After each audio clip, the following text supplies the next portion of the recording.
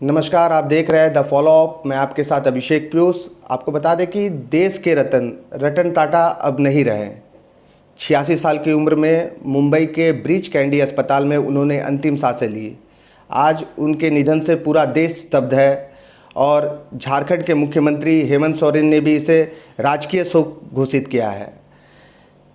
जहां पूरा देश रतन टाटा को जानने के लिए उत्सुक है, हमारे साथ अभी बात करने के लिए तीन प्लेट के पूर्व चेयरमैन, कोल इंडिया के पहले चेयरमैन और टायो के चेयरमैन डॉक्टर RN शर्मा मौजूद है। आइए हम इनसे सीधा जुड़ते हैं और जानते हैं कि सर, रतन टाटा को आज लोग जानना चाहते हैं, लेकिन काफ़ी करीब से आपने उन्हें देखा है और जाना है, तो ऐसे में लोगों को बताएं कि मतलब रतन टाटा जो हैं वो कैसे व्यक्तित्व थे और कितना जो है आप उनको करीब से जानते थे। देखिए, रतन टाटा के साथ मेरा 60s में 1968 में पहली मुलाकात हुई और वो वहाँ मेरे पास 2 हफ्ता रहे। मैं जामाडोवा में चीफ माइनिंग इंजीनियर था। उनकी कॉलेज की जानकारी के लिए आए थे। तो उस वक़्त क्योंकि हम लोग काफ़ी करीब थे, तो एक दूसरे के साथ काफ़ी बातचीत होती रही। अब उसके बाद मेरे साथ उनका कांटेक्ट नहीं रहा काफ़ी साल तक। जब मैंने फिर कोल इंडिया को टेन्योर ख़त्म हो गया, उसके बाद फिर वापस टाटा स्टील में आया, तब फिर उनके साथ मेरा बातचीत और जानकारी बढ़ाई गई। और मैं ये कह सकता हूँ कि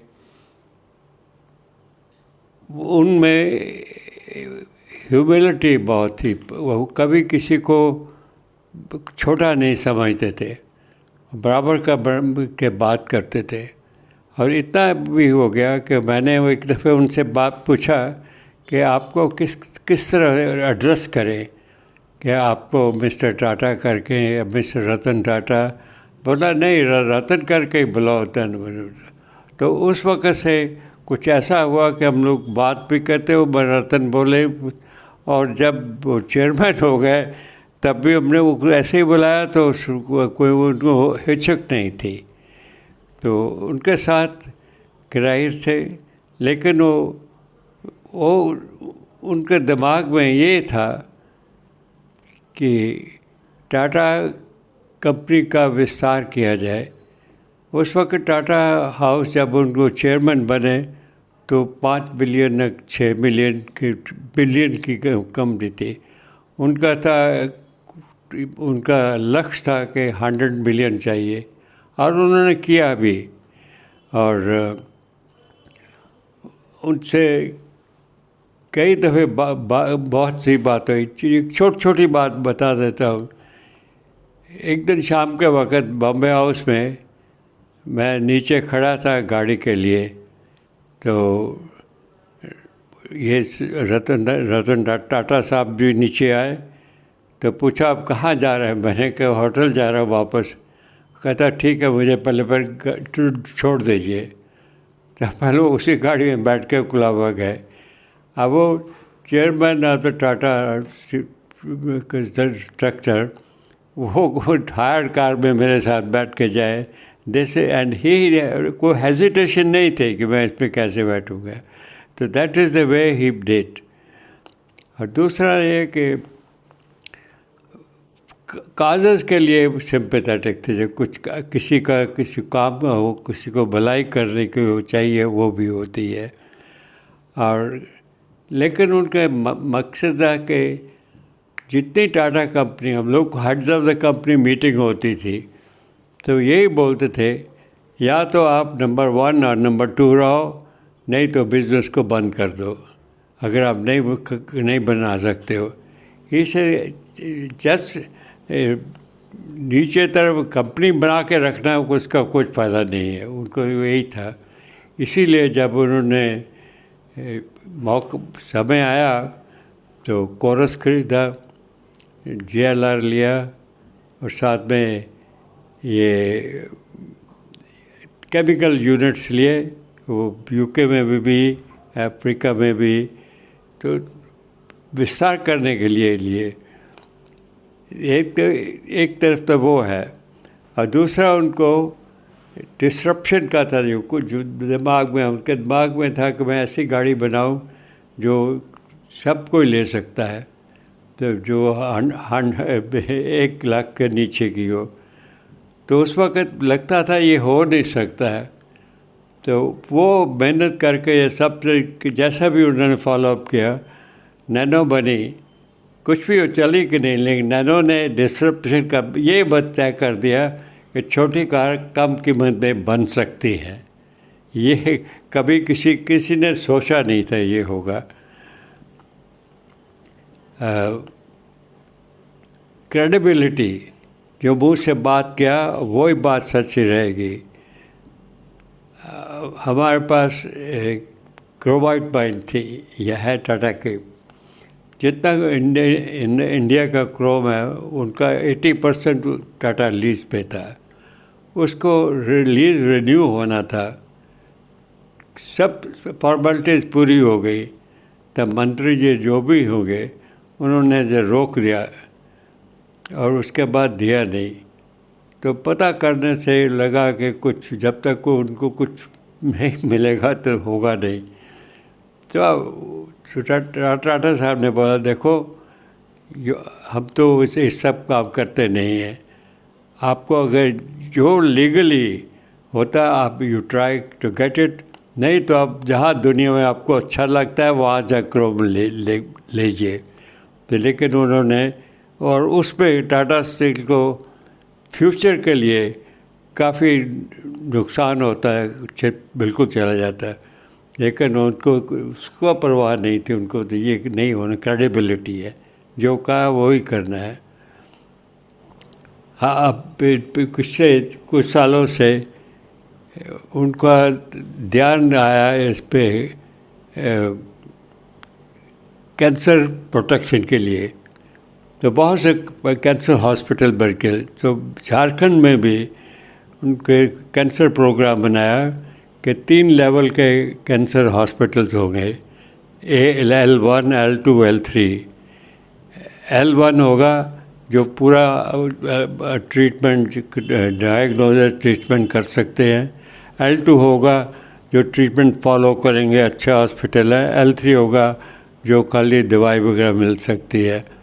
तो उसमें हमारा ये टाटा मेयर भाई हॉस्पिटल है, उसको भी L1 में चुना, क्योंकि उसके साथ मेरा 30 साल से संबंध है as chairman of that hospital.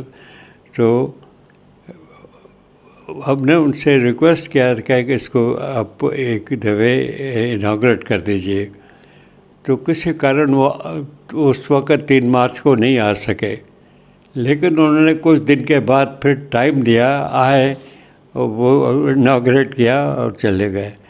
तो बात का भी बहुत पक्के थे, ऐसे बात नहीं है। सर मेरा एक सवाल यहाँ पे ये है कि 1966 में कॉलेज के दिनों में यूएस में पढ़ाई करते हुए रतन टाटा पहली बार जमशेदपुर में कंपनी भ्रमण के लिए आए थे। उन्होंने कंपनी घूमा था, उस वक्त आप चीफ माइनिंग ऑफिसर हुआ करते थे, और 68 में फिर उन्होंने कंपनी में ज्वाइन किया, बतौर पद पर हुए आए। तो इसके बाद वो कई मतलब आगे शीर्ष पदों पर रहे। इस बीच में उनके पहले जो आपसे मुलाकात हुई और बाद के मुलाकात में उनके व्यवहार में कुछ बदलाव आया? देखिए, एज के साथ और अनुभव के साथ बदलाव आना तो ज़रूरी है। हमारा तो रोज़ ही बदलाव होता है। एक तो वहाँ अनुभव होता है, दूसरा लर्निंग रहते हैं, कुछ तो कुछ सीखते भी कहाँ से। और कुछ तो एक बार उनके पास एक इलेक्ट्रॉनिक्स कंपनी की जो उनको जिम्मेदारी दी गई, लेकिन वो कंपनी कोई चली नहीं सही। तो फिर वो अपने वापस बॉम्बे ऑफिस में उनको जगह दी गई, तो अपना प्लानिंग वगैरह कुछ करते रहे। और ultimately he created a plan for all companies of the Tata Group and presented the plan to their, वो काम शायद सब कंपनियों ने पूरी फॉलोअप नहीं किया, लेकिन रहे वहाँ पर अपना रहे। बट ये उनके सोच विचार काफ़ी अच्छे थे। जितनी बार मैं बॉम्बे गया हूँ, बॉम्बे जाते थे, मैं अपने काम के पास कोई समय निकाल के उनके पास ज़रूर बैठता था, बातचीत की ये क्या करना क्या नहीं रहता। तो उनकी क्वालिटीज़ इतनी ज़्यादा थी और हो जाते थे ये इतना बड़ा काम है, बड़ाई से कोई उसका इम्पैक्ट क्या है, उसका असर क्या होता है, अल्टीमेटली इफ़ेक्ट है कुछ, वो चाहिए। तो he was not after size, he was after effectiveness और करने का। और उनको ये भी मकसद थी कि ये जो हमारे TRF है कि सब कंपनी जितनी टाटा स्टील की कंपनी से सब जो इंजीनियरिंग प्रोजेक्ट करते एक साथ इकट्ठे करके लाइक L&T बनाओ। तो किसी कारण वो नहीं हुआ, क्या हुआ, लेकिन उनका ये अच्छा उसका वो समझते थे you either have to go और you will go, you cannot be stated, एक जगह रुके नहीं जा सकते, या बढ़ाओगे या चले जाओगे। तो इसी तरह चलते रहे। तो लोग जो हैं वो अब रतन टाटा को लेकर के छोटी छोटी चीज़ों को जानने के लिए उत्सुक है कि रतन टाटा जब जमशेदपुर आए पहली बार तो वे कहाँ रहते थे, चूँकि वो आर्किटेक्ट भी थे। तो रतन टाटा ने क्या जमशेदपुर में रहते कुछ डिजाइन किया कुछ? तो ये जो जहाँ आप बैठे हैं ये इसका जो प्लान बनाया, इसका प्लान बना के कंपनी ने रतन टाटा को भेजा। तो रतन टाटा ने बोला नहीं ऐसा नहीं, वो सुनो चाहिए काट के रीऑर्गेनाइज किया। यही कॉलोनी भी उनकी बड़ी आर्किटेक्ट का नतीजा है। और बाकी हमारे पास आर्किटेक्ट रूबी मास्टर थे, वो अपने बनाते थे जमशेदपुर के लिए। तो उनका whole idea was how to community को कैसे फ़ायदा उठाए, कम्युनिटी की कैसे सेवा की जाए, देश को कैसे आगे बढ़ाया जाए, न्यू इंडस्ट्रीज और कैसे आगे ले जाए। It was always a growth बढ़ा जाए। और वो ग्रोथ अपने लिए नहीं, इस कंट्री को उस जिसको बोलते हैं ना विकसित करने का, वो जो अभी आवाज़ आती है वो उनके मन में तभी से आवाज़ थी। वो सर जमशेदपुर मतलब पिछले कई सालों से रतन टाटा केवल जो है 3 मार्च के समय ही जमशेदपुर उनका आना होता था, लेकिन जब भी वो आते थे वो डायरेक्टर बंगलो में ही रुकते थे, वहाँ जो है अपने लोगों से मिलते थे, संवाद करते थे। तो इस बीच में मतलब पुराने लोगों को ज़्यादा खोजते थे या नए लोग जो आ जाए उनके सामने उनसे बात? नहीं, तो उसका बहुत सा तो वो जो भी MD होते थे, अब तो ऋषि मोदी थे, तब वो ही ऑर्गेनाइज करते थे। शाम को एक साथ डिनर किया, उनके साथ बैठ के बातचीत किया। और जब 3 मार्च को उस वक्त टाइम होता नहीं, तो उनके लिए नंबर ऑफ पहले तो फाउंडर्स डे पर चले गए, फिर सिटीज़न से मिले, फिर यूनियन के मिले, फिर उस पर उनको टाइम नहीं होता तो फिर वापस चले जाते थे। फिर हमें टाइम मिलता था, साल में एक दफ़े heads of the company meeting होती थी, उसमें साथ रहते थे। तो उसी एक ही जगह रहना, उसी एक ही होटल में बैठ के बातचीत करना, उस वक्त टाइम काफ़ी मिलता था। सर कोल इंडिया में चेयरमैन रहने के बाद जब आप वापस टाटा स्टील में आए, उस दौरान का जो 12-15 दिन का जो पीरियड था, उस समय आपने लंबे समय जो है रतन टाटा के साथ बिताया। उस समय मतलब कुछ खास बातें हुई हो, कुछ ऐसी बातें जो आपको मतलब हमेशा याद आती हो? कोल इंडिया के बाद मिस्टर रतन टाटा के साथ मेरी बात नहीं हुई। कोल इंडिया का जब मेरा टेन्योर पूरा हो गया 1 अप्रैल को, और उसके बाद we are planning to move to Delhi. तब मिस्टर ऋषि मोदी हमको बोला भाई हमारे पास बहुत एक ज़रूरत है, हमको तुम्हारे साथ जमशेदपुर चलो। वो जमशेदपुर ले आया, मुझे टिन प्लेट ले गए और बोला ये कंपनी मैंने ली है टाटा ने, इस कंपनी को मैनेज करिए। तो उनके साथ तब नहीं, लेकिन करते करते हमने उसका प्रोग्राम बनाया इस कंपनी को। वो उसका जब 200-300 करोड़ का टर्नओवर था, 1000 करोड़ का टर्नओवर बना के हमने मिस्टर रतन टाटा को दिया। उन्होंने पढ़ा और बोले इसे प्रोग्राम सही है, लेकिन आपके पास मैनेजमेंट के आदमी नहीं है, पहले मैनेजमेंट के आदमी बनाइए तब इसको हाथ लगाइए, नहीं तो काम करने वाला नहीं होगा कोई। तो छोटी चीज़ को भी पढ़ते सोचते थे, बोलते थे, रिस्पॉन्ड करते थे, सभी करते थे। सर, उनके सामाजिक कार्य और परोपकार की चर्चा जो है वो देश भर में है। ऐसे में जब वो कंपनी में टाटा स्टील में चेयरमैन थे, उस समय कोई कंपनी का लेबर या कोई ऐसा जिसके लिए उन्होंने कुछ किया हो उस तरह का काम? ऐसा मैंने किया तो होगा, लेकिन मुझे उसका कोई ध्यान नहीं है। सर, कोई छोटी छोटी चीज़ें, मतलब उन्हें किस चीज़ से प्यार था, मतलब कैसे लोगों को पसंद करते थे, कैसे व्यक्ति जो है उनको ज़्यादा प्रभावित कर पाते थे? नहीं, देखिए ऐसा कोई जमशेदपुर उनका आना इतना कम होता था, वो साल में एक दफ़े आए या कभी दूसरी दफ़े आए, स्पेसिफिक काम के लिए आता थे तो आए तो चले गए, तो तब मौका नहीं मिलता था उसका। सर, रतन टाटा की कुछ ऐसी खासियत जो मतलब सभी लोगों को मतलब उसको फॉलो करना चाहिए? तो ऑनेस्टी, ट्रुथ, कंपैशन और जो आप बोलते हैं वो ही आप करें। That mean what you think, what you से, do the same, so that there is a transparency in everything. That is another one way of looking at it. And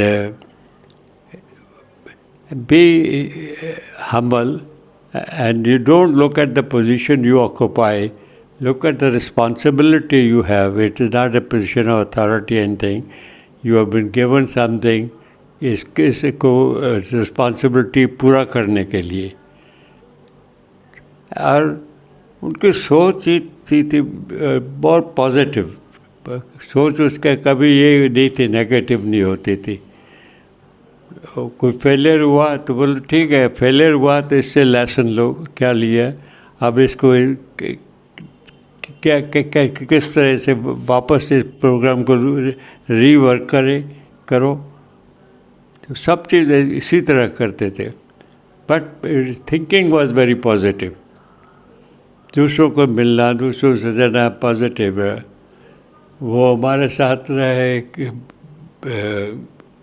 जब राजीव गांधी प्राइम मिनिस्टर थे, there was a energy advisory board to the prime minister. मैं भी member था और रतन टाटा भी member थे, उसमें रहे। तो ऑलवेज गुड कंट्रीब्यूशन बनाई थी उन्होंने। जमशेदपुर आने पर मतलब रतन टाटा कहाँ जाना ज़्यादा पसंद करते थे, किन लोगों से ज़्यादा कनेक्ट थे? तो फिर समय नहीं होता था। जो शुरू में आए, जब ट्रेनिंग वगैरह लेके आए, उस वक्त ठीक था, उस वक्त फ्री थे। अब एक बार चेयरमैन की रिस्पॉन्सिबिलिटी होती है, उसको ज़्यादा कहीं समय तो एवरी आवर इज़ ऑर्गेनाइज्ड, वो फिर टाइम नहीं होता। फिर सर, देश के बारे में उनकी क्या सोच थी? देश के बारे में वही था कि इसको जो देश के हित में है वो करना है, जो नहीं तो उसको नहीं करना है, और कैसे इसको बढ़ाया जाए। अब ये जैसे उन्होंने कहा आपका कैंसर का किया, गुवाहाटी में बनाया कैंसर हॉस्पिटल, कलकत्ता में कैंसर हॉस्पिटल, यहाँ है, रांची में है, एक देवगढ़ में था, वो पता नहीं बना है कि नहीं, वो प्रोग्राम तो पक्का था। और ये वाराणसी में हुआ। So through that trust, that was the cancer detection and treatment, वो देश के लिए और किसके लिए था। सर, लगातार आप उनसे मिलते रहे हैं, कभी उनसे इस बारे में बात हुई कि जमशेदपुर को वो आने वाले दिनों में कहाँ देखना चाहते हैं, जमशेदपुर शहर को? देखिए, हम लोग एक लखनऊ में थे, मीटिंग में, शाम के वक़्त बात हो रही थी, तो ऐसे ही कुछ मैंने उनसे मेरे किसी सीनियर ऑफिसर से बात कर रहे थे, तो मैं बीच में चला गया। जब वो चले गया सीनियर ऑफिसर, तो मैंने पूछा क्या हो रहा है, तो वो हमको कहने लगे कि तब प्रोग्राम था कि प्लांट को 5 मिलियन का करना चाहिए। जो ऑफिसर उनके थे, उन्होंने कहा तो ये हो नहीं सकता है, क्योंकि ट्रांसपोर्ट आना जाना इतना जगह नहीं है, ना रेलवे की कैपेसिटी, ये नहीं वो नहीं। तो मैंने कहा प्रॉब्लम क्या है? इसे प्रॉब्लम ही इज़ थिंकिंग, इसे प्रॉब्लम वो नहीं है कि फिज़िकली नहीं हो सकता, प्रॉब्लम यहाँ है, सोच में प्रॉब्लम है। पहले सोच ठीक करो तो प्रॉब्लम हो जाएगा। So it's a simple example of somebody. He didn't tell the officer anything, but that day when I asked him, he says very simple, लोगों की सोच ठीक होनी चाहिए कि आपको करना है तो रास्ता निकल जाएगा। अब वही प्लाट 5 नहीं 12 मिलियन करता है। सर एक आखिरी सवाल कि जब कल रात उनके निधन की सूचना आपको मिली तो उस वक्त का मतलब पहला रिएक्शन क्या था? देखो, बहुत दिन से ये तो मालूम है कि he is not keeping well, and we are hoping, monthly praying कि वो ठीक हो जाए, because it is difficult to replace somebody like him. ऐसा रिप्लेसमेंट नहीं होता है। जब मिली तो एक धक्का सा लगा कि क्या हो गया। देन सडनली वो जो सीनरी आई, इसको 66 से उसके साथ रहे, ये हुआ like a picture, all it just came before eyes and felt uncomfortable कि ये सच ए नोबल सोल चली गई। उनकी रिप्ले मुझे कोई नज़र नहीं आता कि who else will replace him like that. जैसे DRDA के साथ भी हमने काम किया, उससे टाटा, तब रतन टाटा नज़र आते थे सामने। अब इसके बाद आपको पता नहीं क्या हो क्या नहीं। सर अब उनके जाने के बाद कोई ऐसी बात जो बार बार आपके जहन में आ रही हो? बात तो वही है, informality, the way will sit and chat. कभी एयरपोर्ट में मिले तभी बैठ के बात करते रहे। जब कोल इंडिया में था, कब ट्रैवल करते करते कई बार UK में क्रॉस, तो बैठ के बात करेंगे। कोई ऐसा नहीं था कि आप दूसरी जगह काम करते कि कैसे करते, just like you and I बात करते, ऐसे बात करते थे।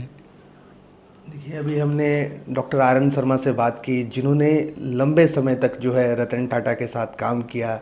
रतन टाटा से व्यक्तिगत तौर पर जो है उनकी एक ख़ास पहचान थी, वे एक ख़ास समय पर उनसे हमेशा मिलते रहे हैं। आपको बता दें कि रतन टाटा अब इस दुनिया में नहीं रहे, लेकिन उनके जाने के बाद भी उनके सकारात्मक सोच और उनके आगे की रणनीति को लेकर के जो है अभी भी लोगों को जो है उनकी कमी हमेशा खलती रहेगी। द फॉलोअप के साथ मैं अभिषेक पीयूष, नमस्कार। thefollowup.in, like, share and subscribe. www.thefollowup.in